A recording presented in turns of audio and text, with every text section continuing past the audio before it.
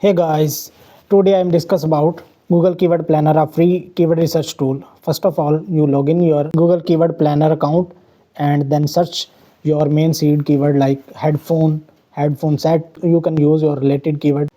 Then you can find hundreds of keyword ideas.